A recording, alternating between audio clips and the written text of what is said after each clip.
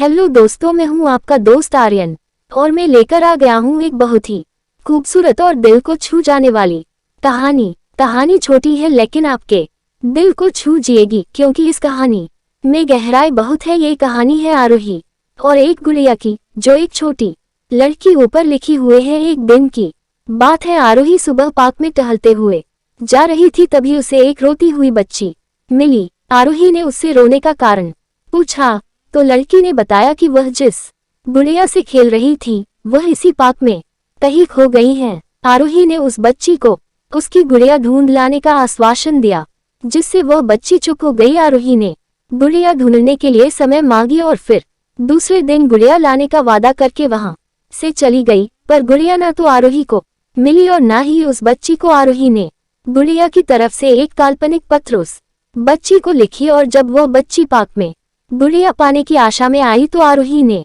वह पत्र उस बच्ची को पढ़कर सुनाया। पत्र इस प्रकार था, कृपया रोना मत, मैं समय समय पर उस गुड़िया के बारे में तुम्हें लिखती रहूंगी, बस तुम रोना मत। अब आरोही रोज उस खोई हुई गुड़िया की तरफ से काल्पनिक पत्र लिखने लगी और लगभग रोज ही उस बच्ची को पढ़ कर सुनाती, जो कि यात्रा का काल्पनिक वर्णन हुआ करता था। आरोही ने इस काल्पनिक लेकिन रोचक वर्णन ने उस बच्ची को रोने नहीं दिया। वह खुशी खुशी अपनी गुड़िया की घुमक्कड़ी के किस्से सुनाने लगी।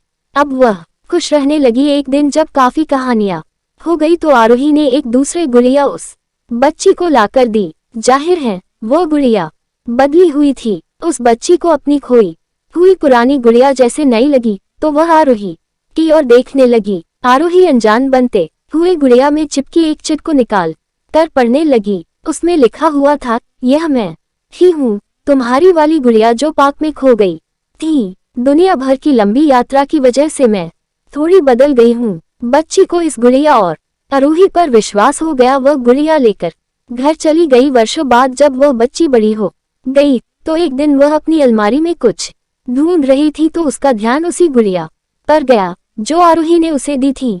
बचपन की बातें याद करके वह हंसने लगी।